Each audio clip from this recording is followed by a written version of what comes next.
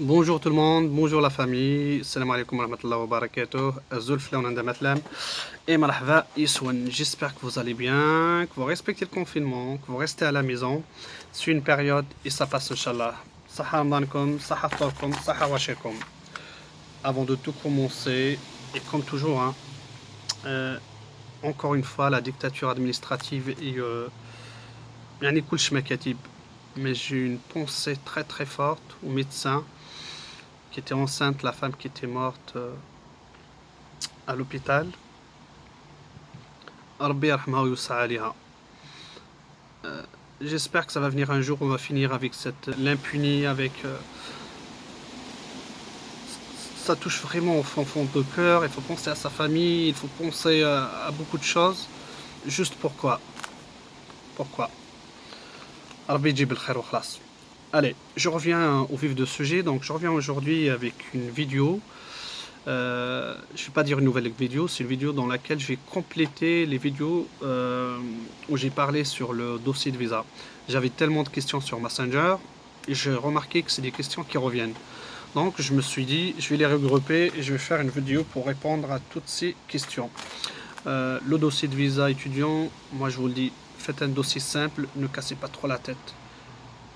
J'appelle toujours les éléments banals, donc passeport, photo, formulaire, le formulaire à remplir, la préinscription, le papier validation et validation des procédures de Campus France, ça c'est à part. On parle sur trois choses, sur l'attestation bancaire, l'hébergement, les garants. L'attestation bancaire, comme vous le savez, quand on consulte le site, ils exigent une somme de 7500 euros. Donc, et depuis 2018, impérativement, il faut justifier d'où ça vient cet argent. C'est facile. Si vous avez un compte de devise, donc vous avez le bordereau fiscal à votre bordereau bancaire à votre nom. Si le compte est celui de vos parents, donc vous aurez le bordereau bancaire au nom de vos parents. Donc il faut ajouter un papier où le père ou la maman dit tiens, c'est mon argent que je donne à mon fils pour qu'il puisse financer avec ses études en France. Je dis il faut justifier impérativement, il faut juste un papier qui dise tiens, c'est les parents qui vont dire c'est notre argent, on le donne à notre fils pour qu'il puisse financer avec ses études en France. Donc il faut justifier ça vient de cet argent, c'est les économies des parents, on le donne à notre fils pour que il finance avec cet argent ses études. Ça c'est pour justifier les 7500 euros. Mais attention, 7500, les gars faites au moins 7002, 7003 d'accord, mais pas 5000, pas 4000. Sauf les 4000 passent si vous avez une prise en charge en France.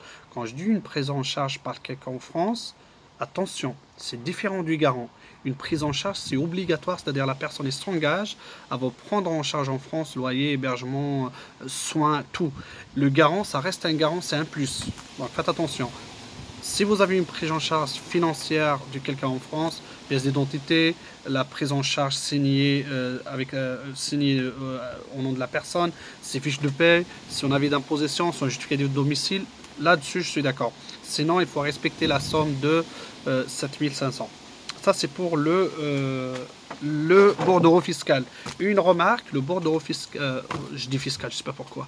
Le bordereau bancaire, une remarque, il faut le garder avec vous dans le cas où vous avez eu votre visa.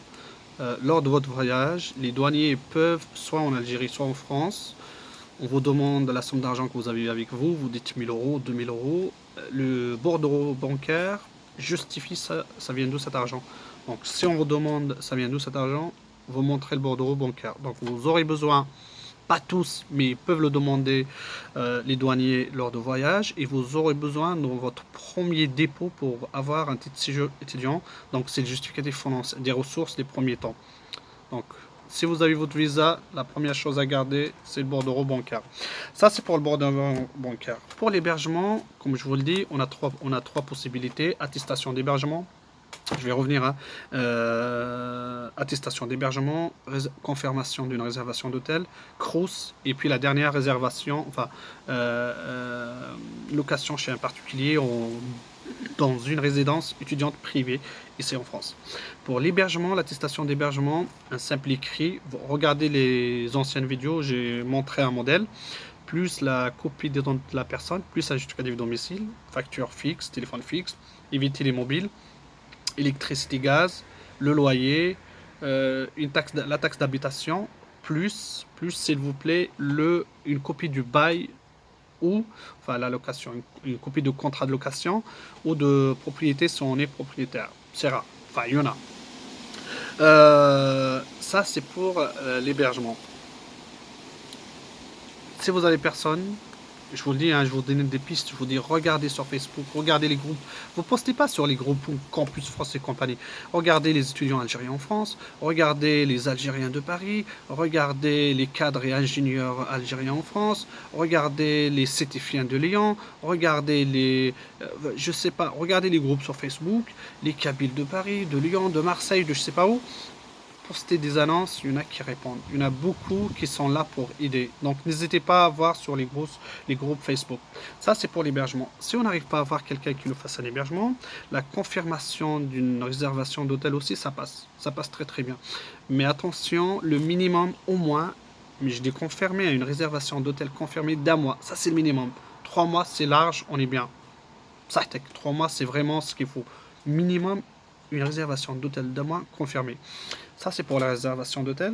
Pour le Crous, cette année, je vous ai dit, les procédures sont totalement changées. Donc, c'est qu'à partir de 9 juillet que les étudiants étrangers peuvent s'inscrire sur le site messervices.étudiants.gouv.fr.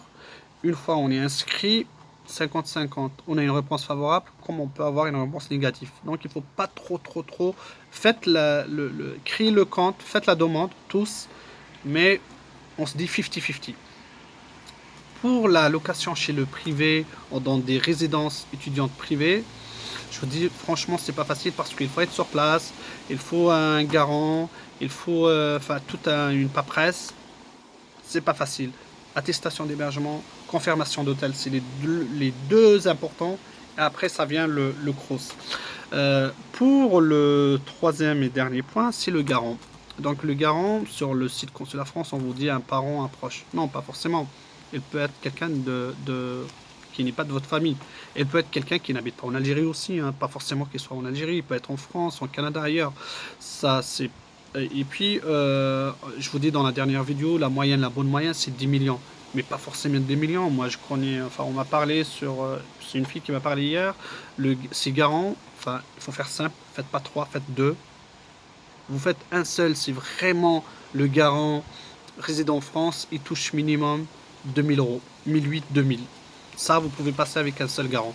Mais si vous avez, par exemple, deux garants en Algérie avec 4 millions et 3 millions et quelques, ça passe. Ça passe. Les gens, ils ont visa avec 7 millions et quelques.